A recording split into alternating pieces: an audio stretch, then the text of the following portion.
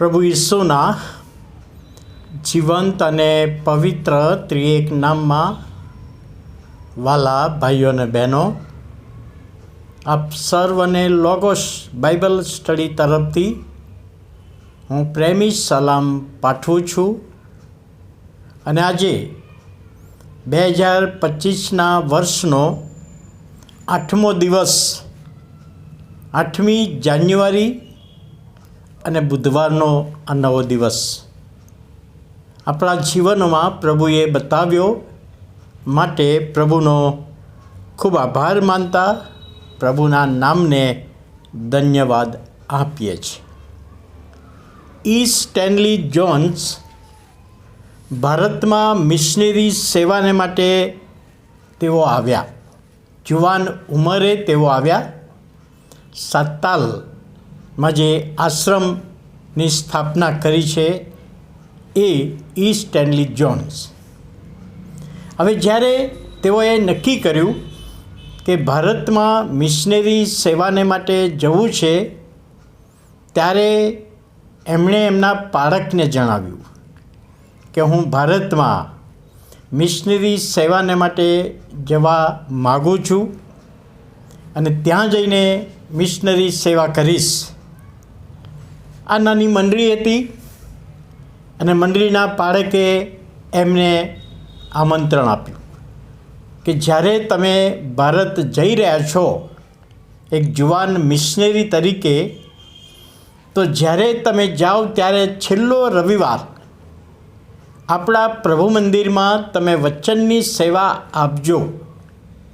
અમે તમારા માટે પ્રાર્થના કરીશું અને તમે ભારતમાં મિશનરી સેવાને માટે જજો.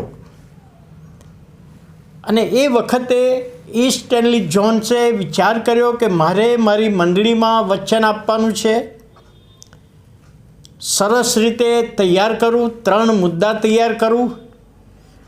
મારા કુટુંબના હશે, મારા સગા સંબંધીઓ હશે, મારા મિત્રો હશે, સભાજનો હશે, અને સંદેશો આપીને એમને હું ખુશ કરી દઉં.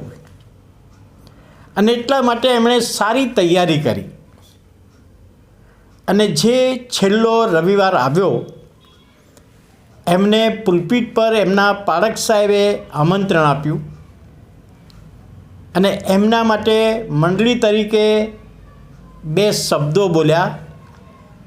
એમના માટે પ્રાર્થના કરવામાં આવી, એમને વિદાય આપવામાં આવી.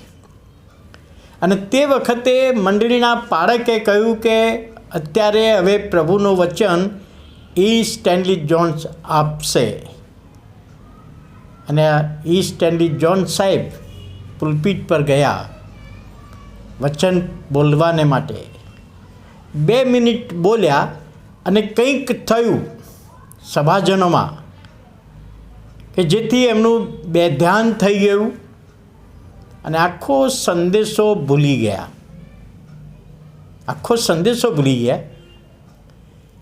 અને સ્ટેનલી જોન્સે મંડળીના લોકોની માફી માગી, પાળક સાહેબની માફી માગી કે આ તો મારી પોતાની મંડળી છે.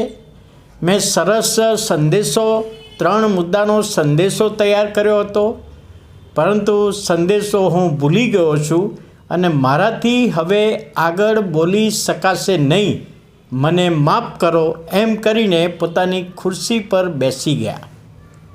પણ શું થયું? ખુરશી પર બેઠા ત્યારે પ્રભુના આત્માએ એમને પ્રશ્ન કર્યો કે ઈ સ્ટેનલી જોન, તે સરસ સંદેશો તૈયાર કર્યો હતો, એ સંદેશો તું ભૂલી ગયો છું, પણ મેં તારા માટે જે કર્યું છે એ પણ તું ભૂલી ગયો છું? મેં તારા માટે જે બલિદાન આપ્યું છે એ પણ તું ભૂલી ગયો છું? અને સ્ટેનલી જોને કહ્યું કે ના પ્રભુ, એ તો મને યાદ છે. તો કે એ જઈને તું કહે. અને ફરીથી પુલપીટ પર બોલવા માટે આવ્યા અને એમણે કહ્યું કે ભાઈઓ, હું સંદેશો ભૂલી ગયો છું, પણ પ્રભુ ઈસુએ મારા માટે શું કર્યું છે એ તો મને યાદ છે. કાલ્વરની ટેકરી પર મારા માટે વધસ્તંભે તે મરણ પામ્યા છે, એ મને યાદ છે કે પ્રભુ ઈસુ ખ્રિસ્ત મારા બદલે મરણ પામ્યા, અને ટૂંકી સાક્ષી આપી અને ભક્તિ સભા પૂરી થઈ. કેટલાક જુવાન મિત્રો એને અભિનંદન આપવા આવ્યા. સ્ટેનલી, બહુ સરસ તમે સાક્ષી આપી, અને તમારી સાક્ષી દ્વારા અમે પ્રભુ ઈસુ ખ્રિસ્તને સમર્પિત થઈએ છીએ. તો વાલા ભાઈઓ અને બહેનો, એક બાબત આપણા જીવનોમાં પ્રભુના વચનોમાં છે કે પ્રભુ ઈસુ ખ્રિસ્ત પાપીઓને તારવાને માટે આ જગતમાં આવ્યા, અને પ્રભુ ઈસુ ખ્રિસ્તે આપણા માટે રક્ત વહેવડાવ્યું. પ્રભુ ઈસુ ખ્રિસ્ત વધસ્ત પર બલિદાન બની ગયા, ભલા શુક્રવારે મરણ પામ્યા, સંપૂર્ણ થયું, અને આપણા ઉદ્ધારને માટે પ્રભુ ઈસુ ખ્રિસ્ત વધસ્ત પર મરણ પામ્યા છે. ત્યારે એ વચનો એફેસીઓના પત્રમાં 1 અધ્યાયમાં લખ્યું છે કે આપણા પાપને માટે વધસ્તંભે તે મરણ પામ્યા, પાપની માફી મળે માટે. અને પ્રભુ ઈસુ ખ્રિસ્ત આપણા માટે શું કર્યું છે?